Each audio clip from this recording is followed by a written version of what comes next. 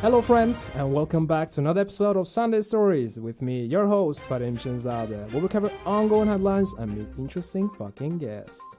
Ladies and gentlemen, he's a comedian, he's a producer, he's a lecturer, he is Joachim Björkvall.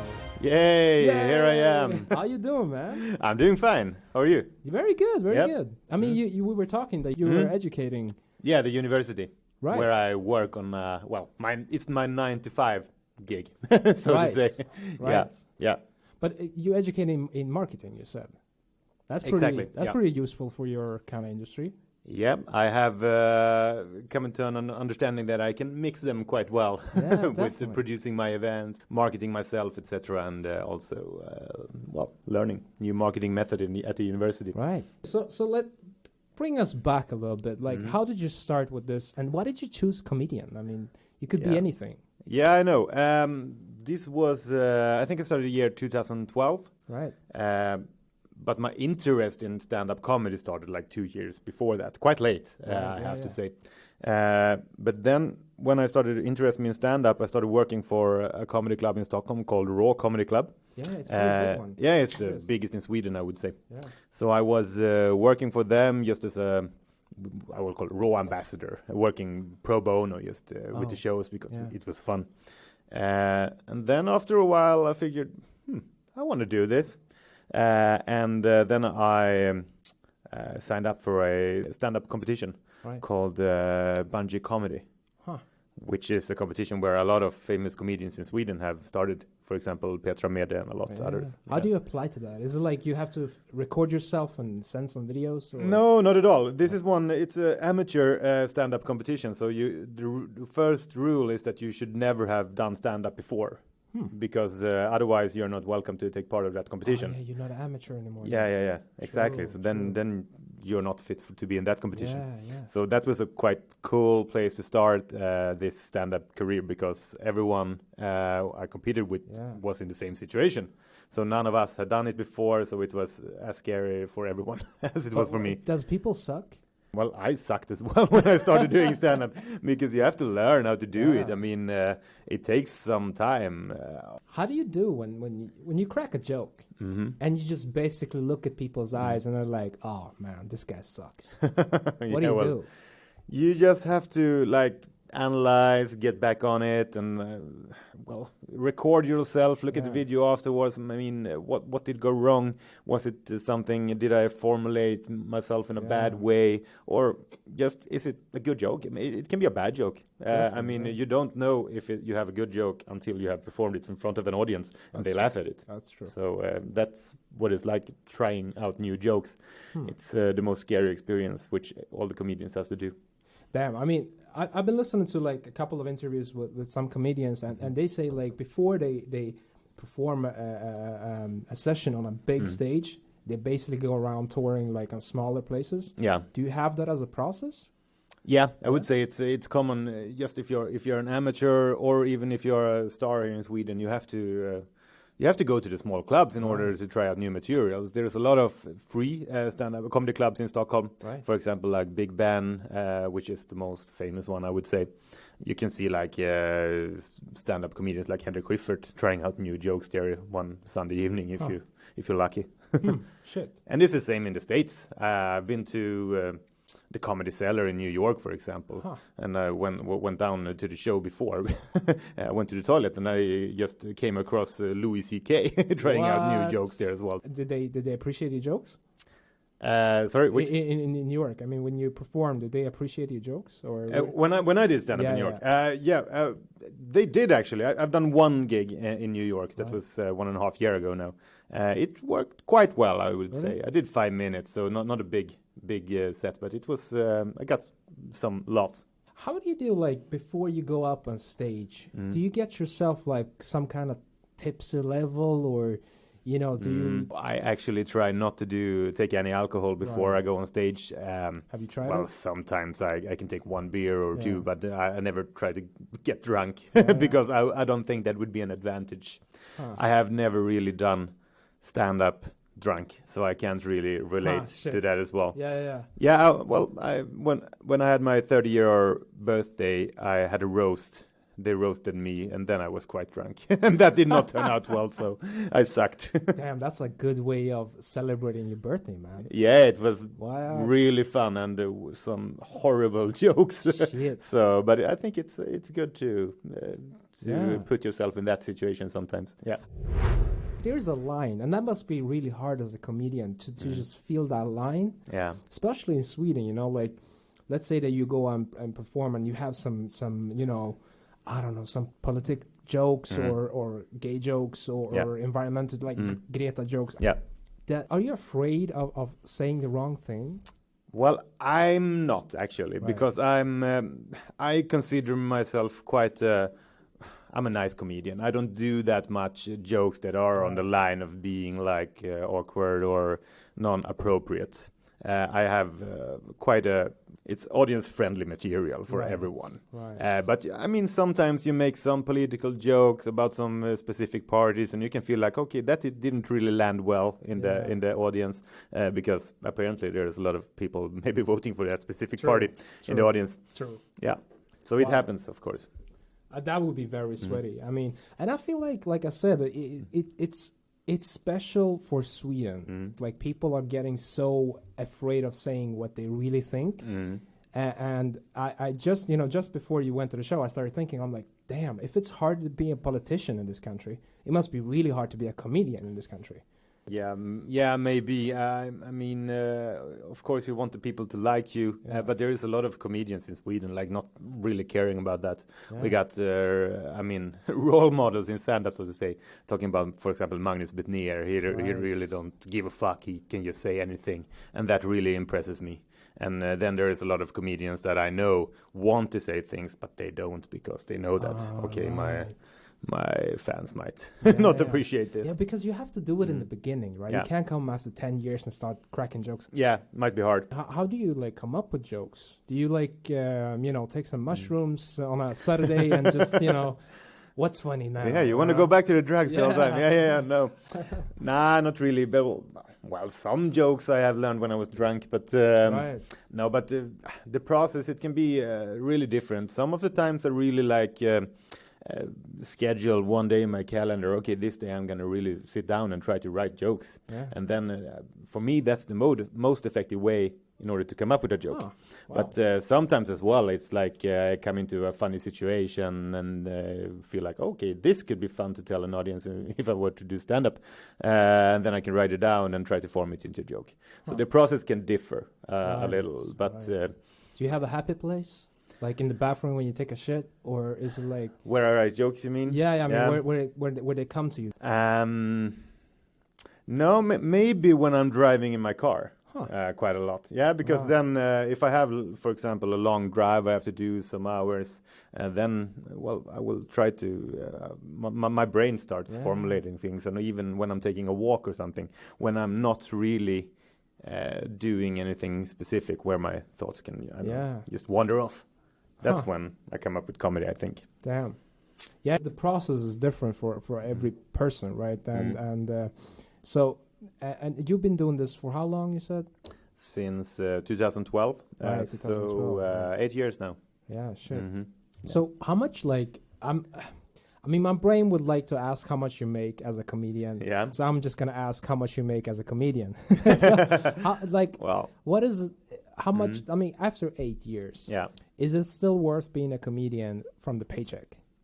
Well, I would have to go all in on the comedian thing in order to know if it really works economically for me. At this part, it's a good part-time job for me.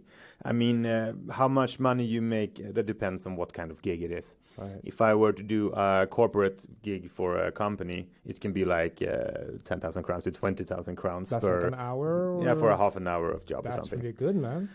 That's a good paycheck, but you have to put into consideration as well that this is the preparations all the time. It's taking me to write the jokes, trying them out at comedy clubs, etc. So and also traveling cost. I mean, you have to do a gig, it takes like 1 day to travel and get back sometimes. True. Yeah, that's true. So, but if I were to do a gig at a comedy club, it can be for free in some examples, but also a few thousand crowns. It depends. Right, yeah. right. But if you are a famous comedian in Sweden, of course you will gain a lot more. Would you like to go like abroad and just like try your wings more? For example, States. Wouldn't that be good for you? I would really like to do that, yes. I have thought about just going there for, I don't know, 2 weeks or something to New York, just to do some stand-up workshops, really try to just do a lot of gigs when being there. I would not say it would be to try my wings in New York. It would be rather to, I don't know, make me grow as a comedian. Yeah. Because after just doing that one gig in New York, I really started writing a lot of jokes while being there, which ended up with me taking a few of those jokes back here to Sweden. Right. So I felt that just being there was inspirational, and I could, I developed as a comedian. Let's say that you could wish for one comedian that you could, make an event with. Mm-hmm. And you get to choose like one in the world. Which one would you bring? I would bring Jerry Seinfeld. Oh, maybe a boring answer, but I know he's that's special, for man. me. He's the real. He is stand up for me. I mean, I love the TV series Seinfeld, and my one big dream is like going to a stand up club in New York and just seeing him perform. I've seen him once in Sweden though, but that was a big gig, so it was not the same. Isn't he old now? I mean, in the show he looks like around 30, right?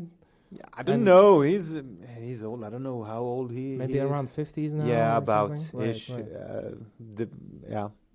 I was on Dave Chappelle's show in Globen, and I was just amazed. I was there as well. Were you? Yeah, wow. Last time I was here, right? Yeah. And it was fucking insane, man. There was so much people. I liked Jon Stewart more.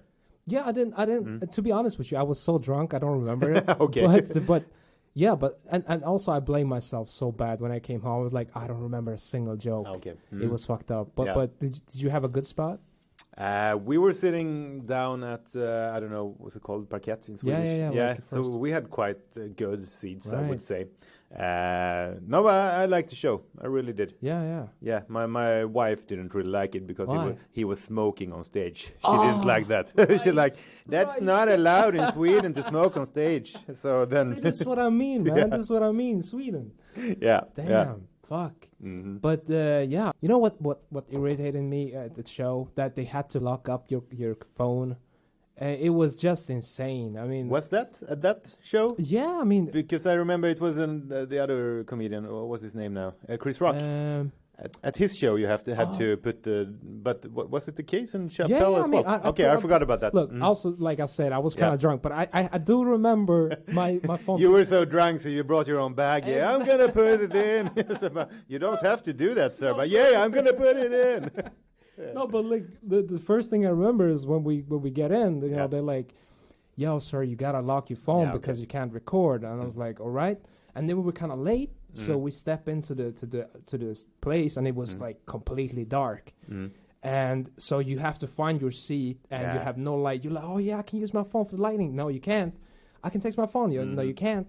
So it was just but I mean, is it a problem that a lot of people record shows? Is it that big of a problem? I don't think that the recording is the problem. Right. I believe that a lot of comedians feel like, why do people sit there recording with their phones when they could like watch the show live instead? That you kind of, I don't think it's the recording itself being put on YouTube, for example, that's the problem. It's rather than, I mean, you should have 100% attention on the actual ones performing live. I mean, why do you have to film something you're watching at the moment? But it's about everything. I mean, you have your phone on when you're watching someone or listening to someone at a concert, music concert as well. But I get it. It's annoying for the artist. I mean, why do you have your phone all the time? Why don't you enjoy this show you're watching here live? Otherwise, you could see it on YouTube.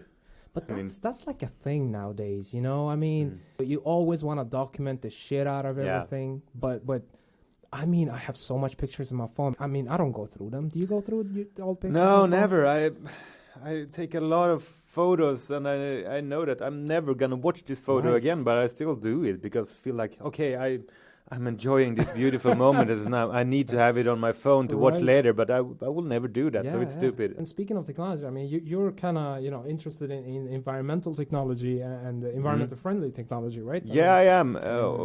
At least I'm driving an electric car. I really like that evolution that's happening. Social points, man. Social points. Yeah, exactly. Shit. I mean, I can always use the environment as an excuse to drive a Tesla. You know? I mean, that's true. That's and I listened to the episode where you had Eric as a guest, and it was really interesting as well. Yeah, I mean, it's insane. That's an industry that is really changing. I mean, the transport industry, from moving from having each one has to have their own car into more carpooling, etc. And I think that's a really good way to go in order to save the environment. Definitely. Have you tried the autopilot on Tesla? Yes, I have. Yeah. Do you do some crazy shit while it's driving itself? No, well, now I am restricted to having my hand on the wheel for each 10 seconds or something like that. So it's not like full autopilot. Oh, right. Yeah. And I haven't really bought the full autopilot add-on as well, because that's like a lot of money. Yeah. Fucking Elon Musk, man. Just sell that shit with the package. Yeah. He's packaging it everything now. Right. You can buy like a acceleration boost for your car now, which costs extra as well. Man, that's quite cool though, that you can do that today. Yeah. That's a complete new, business model. Yeah. Upgrading your car without even visiting the shop. Exactly. And that's happening now as well. So he's really taking this product we used to call a car into, now it's something else. It's a computer car now. So it's, and that comes with a lot of new opportunities in product development, which is very cool. Wow. Yeah. Could you see yourself trusting the autopilot fully and just, writing some jokes while it's driving? Yeah, I could see myself doing that. I think the more troublesome thing would be before we are fully autonomous. Right. So that when there will be a mix of people driving cars and fully autonomous cars, because then I think there could be some problems. Yeah. Because of the humans, of course, not the car, not the computers. I think the stupid ones. We're always fucking shit up, man. Even though autonomous car is not perfect today, I would say that it would cause less accidents than humans do. Right. So. But the problem will always be I think we were talking about it with Eric as well. Who to blame? I mean, we're always looking for someone to blame. Yeah. How do you gonna blame a machine? Yeah. There is some tricky parts here. We need to figure out how it's gonna work. But I still think it's the future, and that's the way to go if you want to, do something that's really changing the environment. Have you seen the movie Ready Player One? Yeah. Yeah. That movie scares and inspires me at the same time, because humans, we're so fucking lazy, and all of this tools helping us get somewhere faster, right? What is gonna happen with humanity? Do you think we're gonna in 50 years we're gonna just sit at home and let everything do itself? I don't know. Right? That's a tough question you're putting out there. I mean, that's what we're moving towards today, but I don't know. It's I would consider myself optimistic about the future.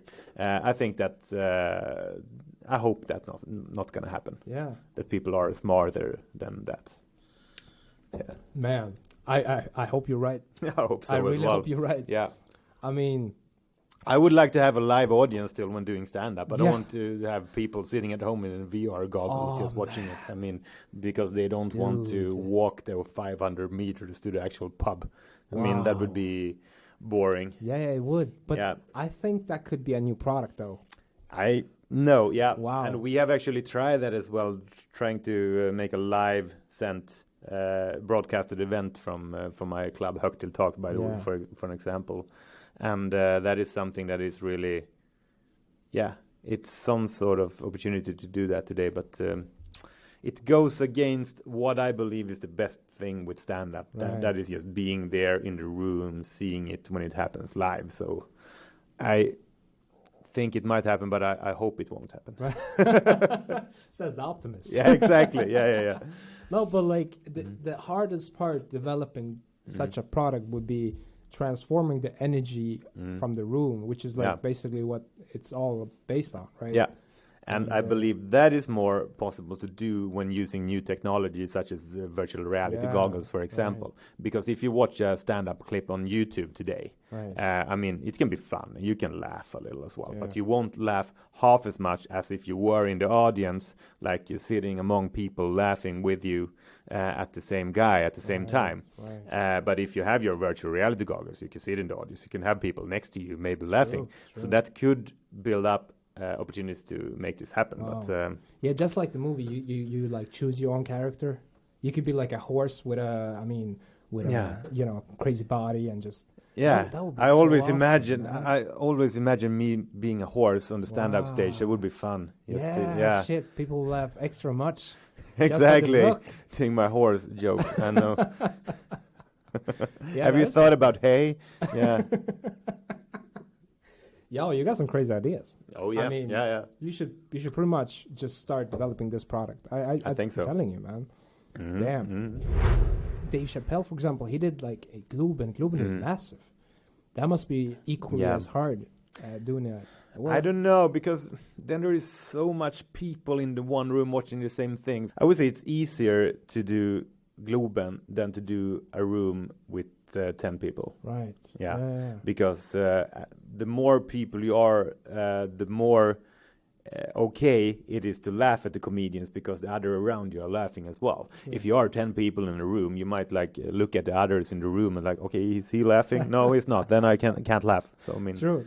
Yeah, that must affect a lot. That's true. I never thought of that, actually. Yeah, it does. It does really. That's why always at the stand-up clubs, for example, it's a very dark room as well, so that you really can't see everyone around you as easily. Then if you could see everyone, you could see, okay, is he laughing or not, and you start comparing. I mean, damn, that's a trick. That's like the casinos, they have no watches, and this is like the comedy trick. Yeah. Wow. You should not see anything besides the comedian, because then you are more okay to laugh if you believe that no one else is watching you from the audience. True. Wow. Do you get a lot of hate like off stage? No, never. No, not really. People don't write to you and like, man, you fucking sucked. No, but I watched. I'm in the process of uploading a special I have done, and then I browsed through my earlier YouTube clips, and I had the one from New York where I performed. Right. And I thought, okay, there was a few views of that clip, and I had no thumbs up on the YouTube clip, but I had 1 thumbs down. So I felt like, okay, out of these views, there was one person that felt, no, this was not good. And that's as much hate as I have gotten. Right. So as you can see, I'm not used to being hated. So that 1 thumbs down that's the one I got.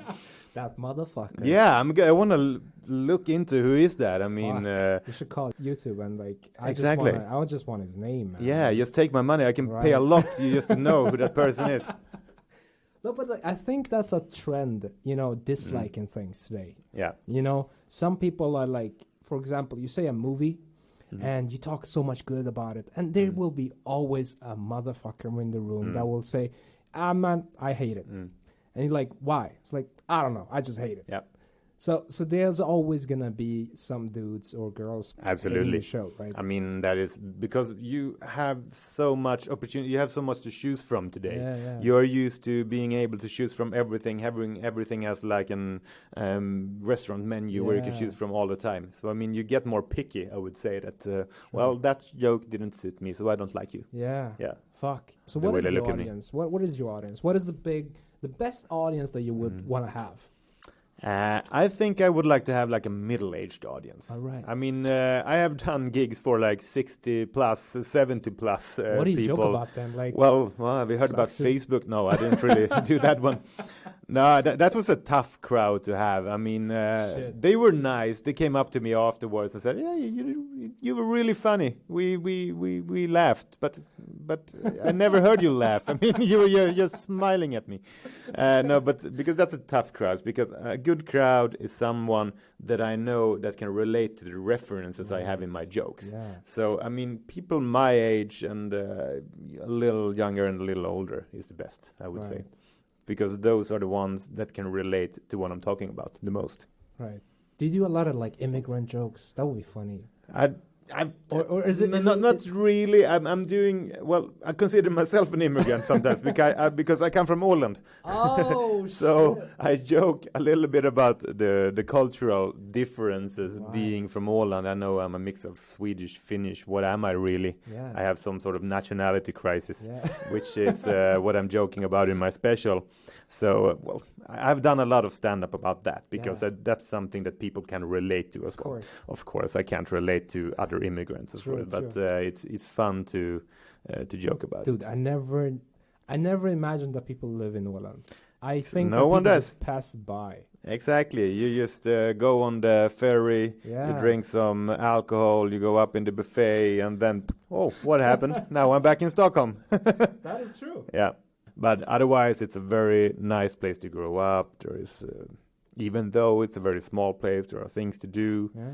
And how many people do live there? It's around 30,000 today, I would say.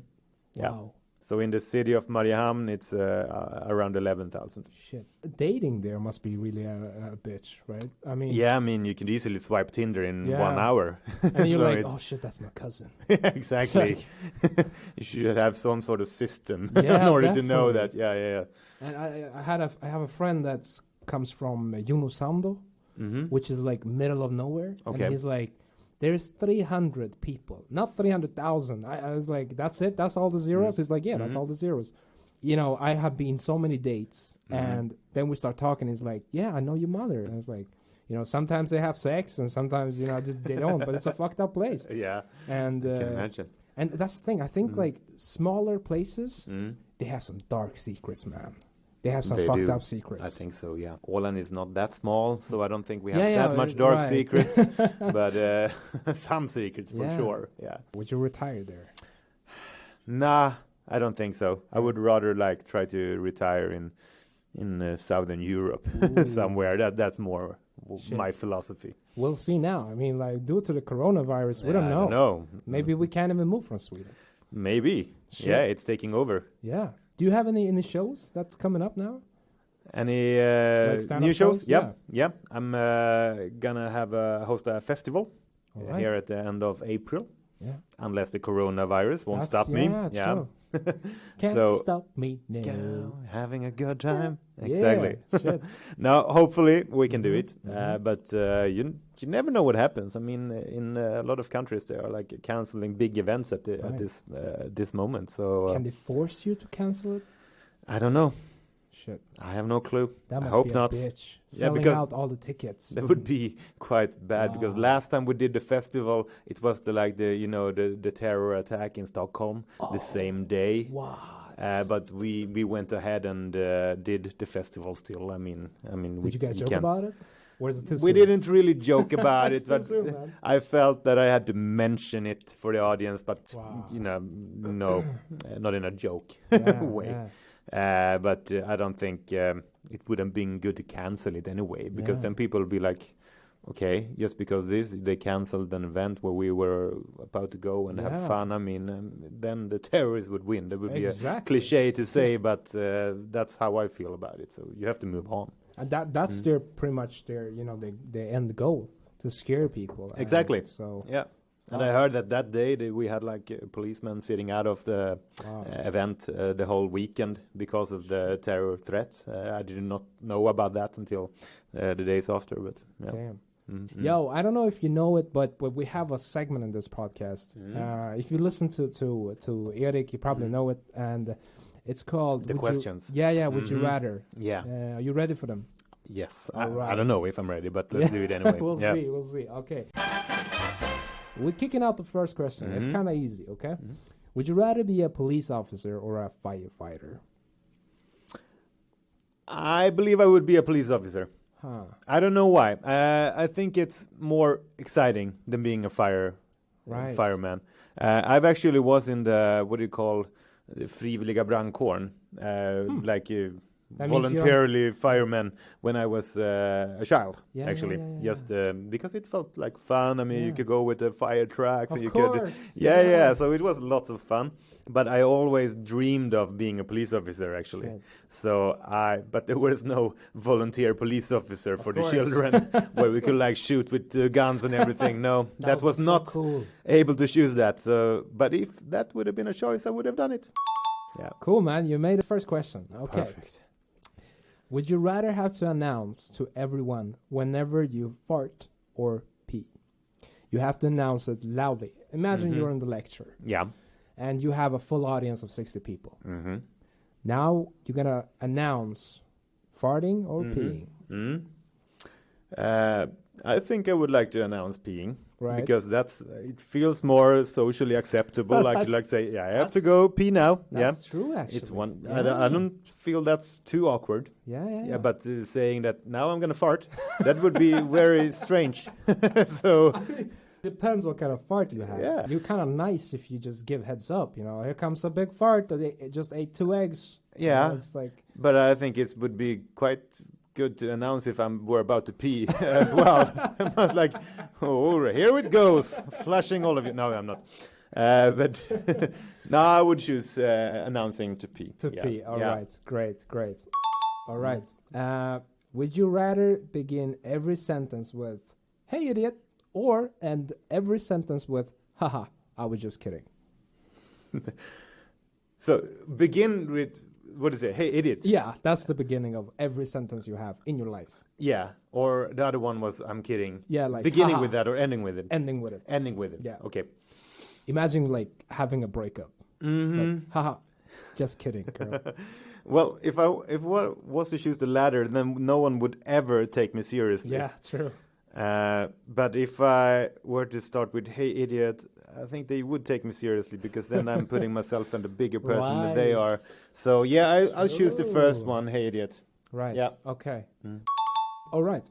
Would you rather live one life that lasts 1,000 years, or live 10 lives that last 100 years each? I would choose. I don't know. If you lived the 10 lives with 100 years, would you know that you lived them all? If you are, for example, living your 10th life, right? Do you know that you have lived the 9 earlier ones? I mean, let's say no. You don't know anything about your past life. Okay. Right. Then it gets trickier. I believe I still would choose that because I think that living for 1,000 years, it would get quite boring in the end, especially if everyone around you is just living 100 years. You would you would feel that you are a little strange. Imagine how many times you have to get married. Yeah, exactly. Wow. Like at least 10, 15 times. I don't know how much. It would be crazy. Wow, how many kids would you have? Yeah, and how many kids you have to bury. Yeah, I mean, that's not good. No, I would definitely choose the more normal, the normal life. Yeah. Okay, cool. Awesome, man. And we're coming down to the last question. All right. Would you rather wake up with a different face but the same gender, or different gender but the same face?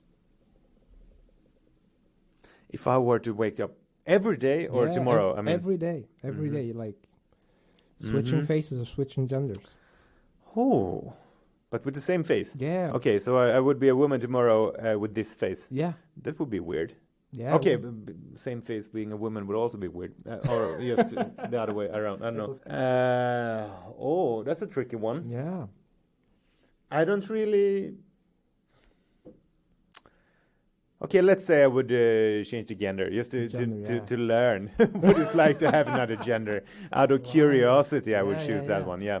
I mean, and you have a wife, right? I have a wife. You're married, right? Yes. Oh, congratulations. Thank you. Was it a long time ago? No, it was this summer in August. Oh shit! Yeah. Newly married, man. Yeah. Shit. Have you had your honeymoon phase, or is it just ending or just beginning? You're talking about the phase, like okay, not the actual trip. No, not the trip. Yeah. Yeah, I would say we are still in our. We are newlyweds. So I mean, but we're in a good situation. Cool. Yeah. That's cool. Well, I mean, what would she say every time you wake up? You're like, girl. I'm a boy now, and now I'm a girl, so you better live with it. Well, I think she would like it. I don't know. She's It's- like, well, it's I the can future. experiment with this. I mean, I can take it as long as she gets this beautiful face, you know. Yeah. Like, that's true. yeah. That's what sells. Yeah. I mean, and especially you in marketing, that your face is your wallet. I mean, they don't look at my gender when I'm performing. They look That's at true. my face. Yeah. And what I'm saying. Yeah. Damn. Mm. All right. So your tip for amateur comedians, how to start, how to grow, and making it. I would say start writing on like 3 minutes of stand-up. Right. Because you have to really start up doing like a short gig. Do not like try to write 30 minutes of material, because that takes a lot of time in order to do. So start working on your 3 minutes, really try it out, friends and everything, and then just call a stand-up club, write to people and try to get a gig.